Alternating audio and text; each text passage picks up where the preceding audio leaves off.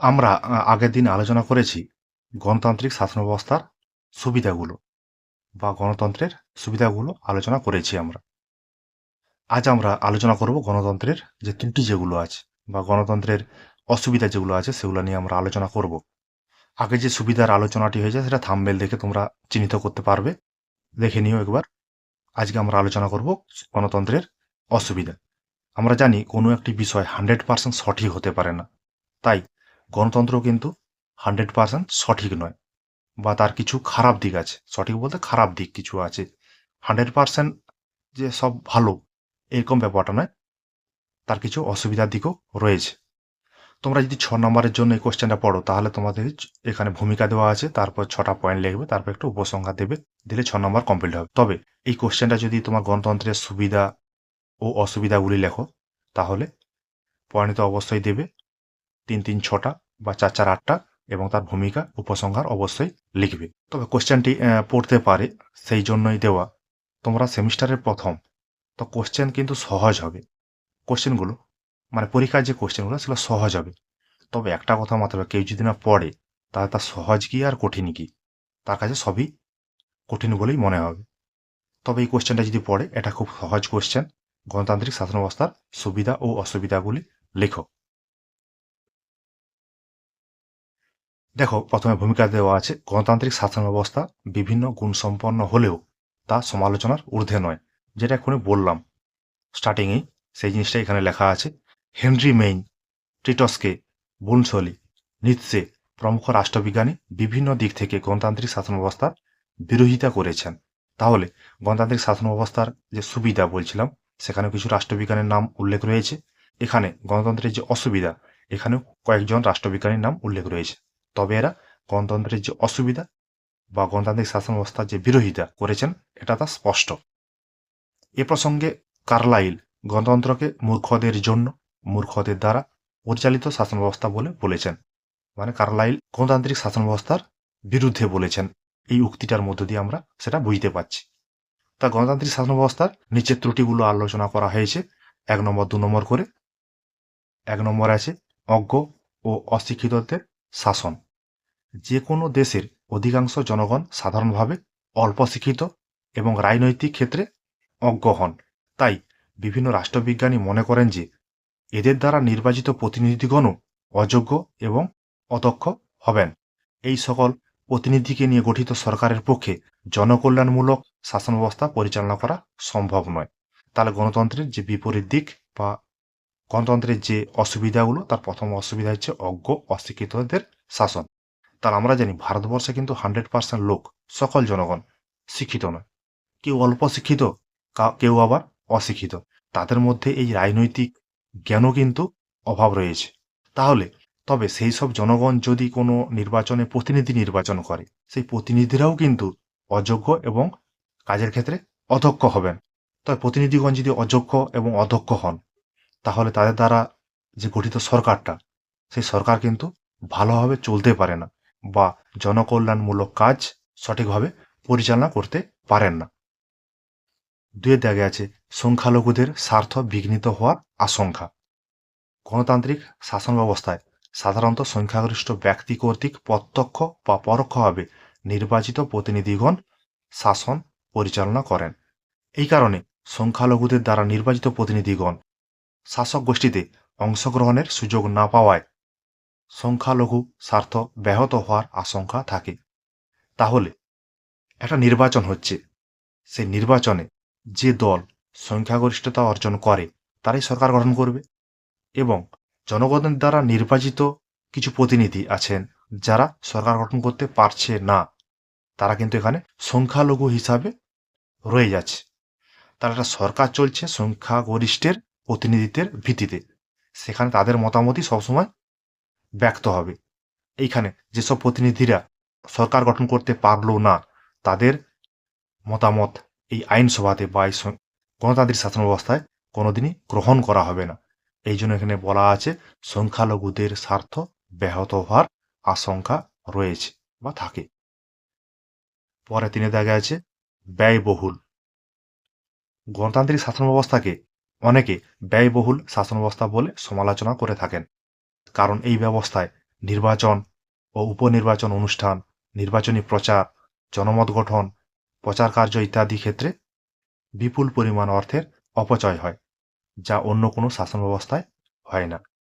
তোমরা প্রতিটা নির্বাচনের আগে দেখেছ, লোকসভা হোক, বিধানসভা হোক, নির্বাচনের আগে দেখেছ যে নির্বাচনের আগে নির্বাচনী প্রচার হচ্ছে, জনমত গঠন করার জন্য ব্যবস্থা করছে জনপ্রতিনিধিগণ।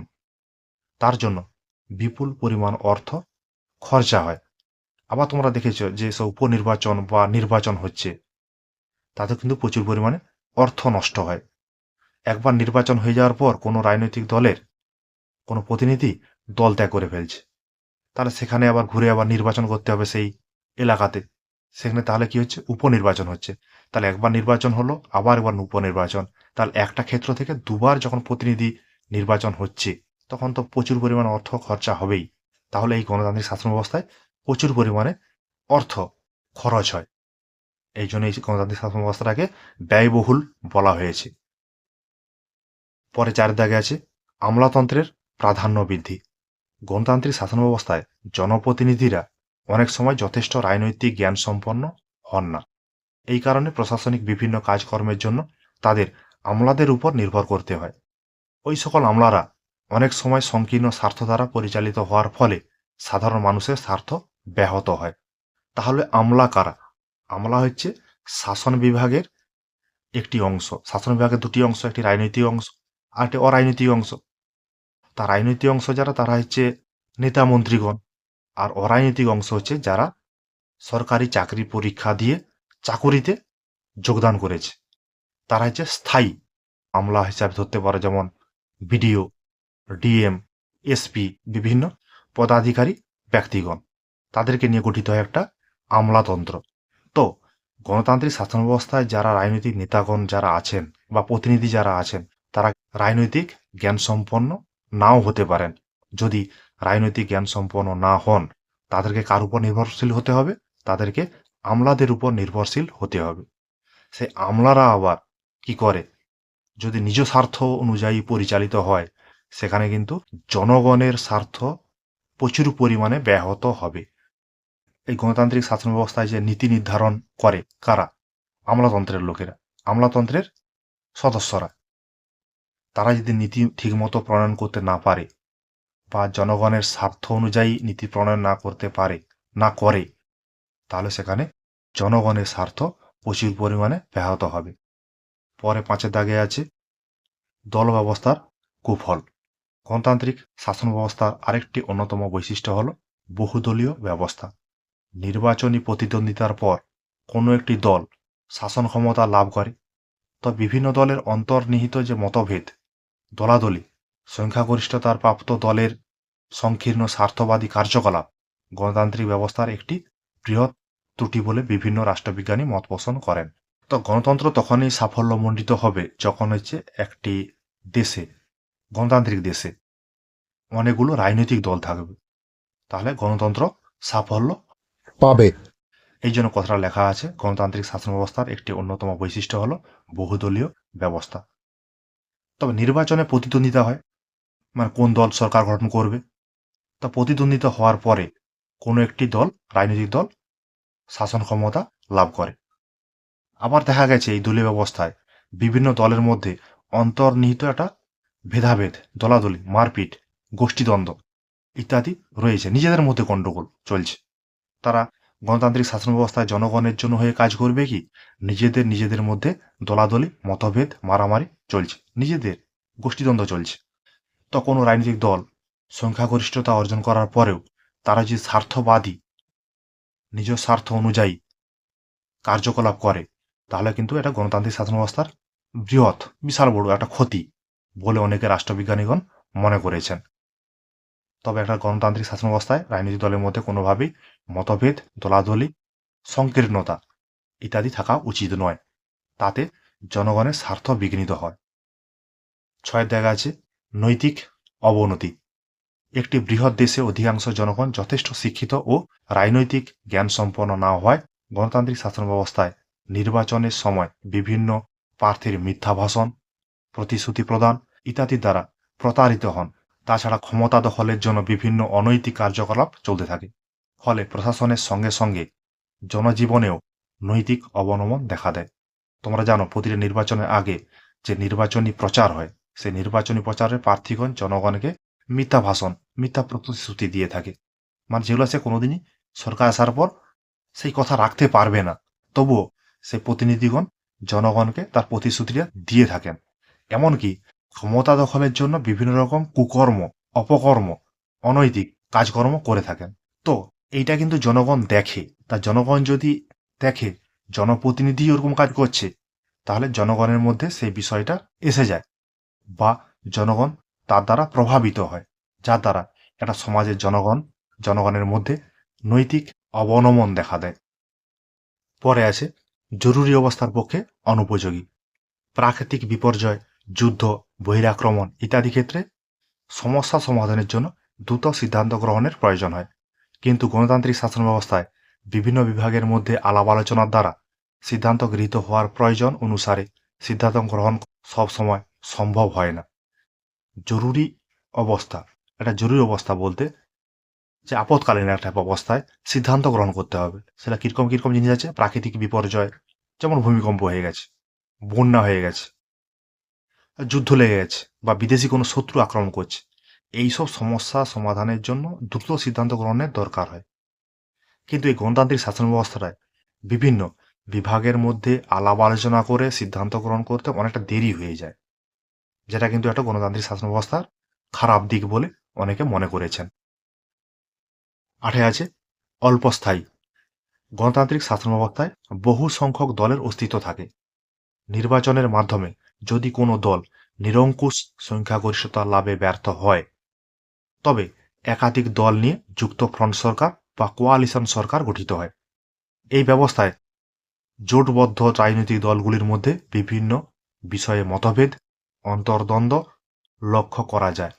এমনকি কোনো কোনো সময় সরকারের পতনও ঘটে, ফলে সরকার স্থায়ী হয় না। তা গণতান্ত্রিক শাসন ব্যবস্থার একটা বৈশিষ্ট্য বলছিলাম যে বহু দল থাকবেই, অনেকগুলো দল থাকবে। তা অনেকগুলো দল থাকলে অনেক সময় দেখা যায় যে একটি দল নিরঙ্কুশভাবে সংখ্যাগরিষ্ঠতা অর্জন করতে পারছে না, মানে একটি দল ম্যাজিক ফিগারে আসতে পারছে না। তাহলে তাকে কি করতে হবে? অনেকগুলো দলকে একসঙ্গে নিয়ে এসে একটা কোয়ালিশন সরকার, মানে জোট সরকার গঠন করতে হবে।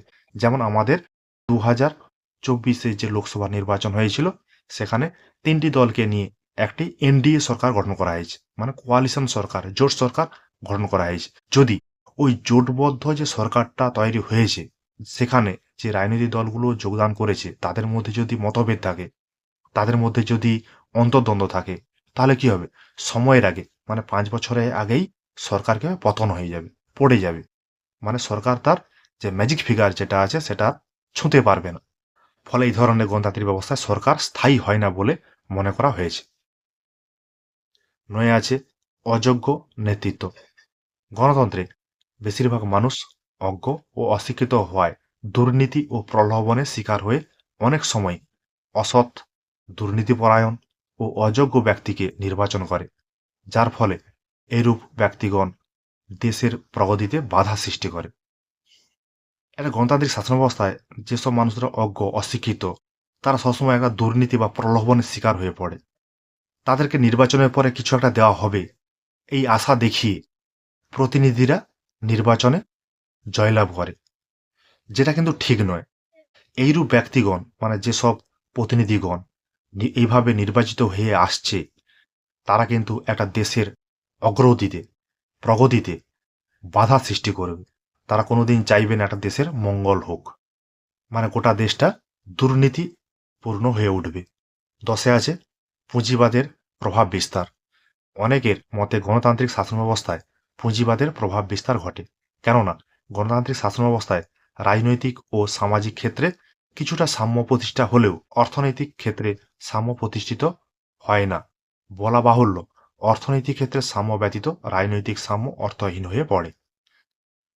তাহলে এই যে গণতান্ত্রিক শাসন ব্যবস্থাটা, এই গণতান্ত্রিক শাসন ব্যবস্থাটায় সামাজিক এবং রাজনৈতিক সাম্যের কথা বলে, যে মানুষ রাজনৈতিক এবং সামাজিক দিক থেকে সমান। গণতান্ত্রিক শাসন ব্যবস্থায় অর্থনৈতিক সাম্যের উপর গুরুত্ব আরোপ করা হয় না, মানে যে যতটা পারবে নিজে অর্থ উপার্জন করতে পারে। সবাই যদি যে যার মতো করে অর্থ উপার্জন করে, তাহলে অর্থনৈতিক বৈষম্য দেখা দেবে। তো অর্থনৈতিক বৈষম্য যদি দেখা দেয় তাহলে সেক্ষেত্রে কিন্তু রাজনৈতিক সাম্য কোনোদিনও থাকবে না, মানে সেখানে রাজনৈতিক অসাম্যের সৃষ্টি হবে। পরে 11 দাগে আছে যোগ্য ব্যক্তির পরাজয়। অনেক ক্ষেত্রে দেখা যায় গণতান্ত্রিক শাসন ব্যবস্থায় নির্বাচনের আগে শিক্ষিত, সৎ ও যোগ্য ব্যক্তি বিপুল পরিমাণ অর্থ ব্যয় করে ভোট কিনতে না পারায় পরাজিত হন। ফলে গণতন্ত্রের উপর থেকে তাদের আস্থা হারিয়ে যায়। অনেক ভালো ভদ্র লোক আছে যারা নির্বাচনে অংশগ্রহণ করতে চায়, মানে নির্বাচনে দাঁড়াতে চায়, কিন্তু অর্থের অভাবে, মানে নির্বাচনী প্রচারের জন্য প্রচুর পরিমাণে অর্থের প্রয়োজন হয়। সেই অর্থ খরচ করতে না পারলে ওই ব্যক্তি কিন্তু কোনোদিনই নির্বাচনে জয়লাভ করতে পারবে না। ফলে কি হবে, ওই সৎ যোগ্য ব্যক্তিটা নির্বাচনে পরাজিত হবে। ফলে ওই ব্যক্তির গণতন্ত্রের উপর থেকে আস্থা সম্পূর্ণ হারিয়ে যাবে। 12 দাগে আছে মার্ক্সবাদী সমালোচনা। মার্ক্সবাদীদের মতানুসারে গণতন্ত্র সমাজের প্রতিপত্তিশালী ও ব্যক্তিবান শ্রেণীর স্বার্থই সংরক্ষণ করে। যতদিন সমাজ শ্রেণী বিভক্ত থাকবে ততদিন শ্রমিক শ্রেণী শোষিত হতে থাকবে। সবে শেষে গণতন্ত্রের যে অসুবিধা বা ত্রুটিগুলো যেগুলো আলোচনা করছিলাম, সবে শেষে আছে তোমার মার্ক্সবাদী সমালোচনা। এই মার্ক্সবাদী সমালোচনা একটু অন্য টাইপের, অন্য ধরনের হয়ে থাকে। তারা বলেছেন একটা গণতন্ত্রে বা একটা গণতান্ত্রিক সমাজে যদি প্রতিপত্তিশালী বা বিত্তবান শ্রেণীর স্বার্থ রক্ষা করে চলে সবসময়, তাহলে সেটা কিন্তু গণতান্ত্রিক শাসন ব্যবস্থা হতে পারে না। একটা গণতান্ত্রিক শাসন ব্যবস্থা তখনই হবে যে সমাজে কোনো রকম কোনো শ্রেণী বিভক্ত থাকবে না, মানে শ্রমিক শ্রেণী, পুঁজিবাদী শ্রেণী এরকম বিভক্ত থাকবে না। যতদিন সমাজ বিভক্ত থাকবে ততদিনই সমাজে যে দিন দরিদ্র, দুঃখী, শ্রমিক, কৃষক শ্রেণী আছে তারা শোষিত হতে থাকবে। তাহলে এই যে 12টা পয়েন্ট আলোচনা করা হলো গণতন্ত্রের অসুবিধা, পয়েন্টগুলো তোমাদের কাছে সহজভাবে উপস্থাপন করা হলো। তোমরা দেখবে যদি 6 নম্বরের জন্য পড়ে তাহলে এখান থেকে যে 12টা পয়েন্ট আছে তার মধ্যে থেকে যে কোনো 6টা তোমরা নিজের মতো করে নির্বাচন করতে পারো, বা যদি গণতন্ত্রের সুবিধা অসুবিধা পড়ে তাহলে এখান থেকে 3টা অথবা 4টা পয়েন্ট নির্বাচন করতে পারো। ঠিক আছে, এই বিষয়গুলো 2-4 বার দেখবে, দেখলে সহজেই বিষয়গুলো তোমাদের রপ্ত হয়ে যাবে। ঠিক আছে, তোমাদের জন্য আমার এই কিঞ্চিত প্রয়াস।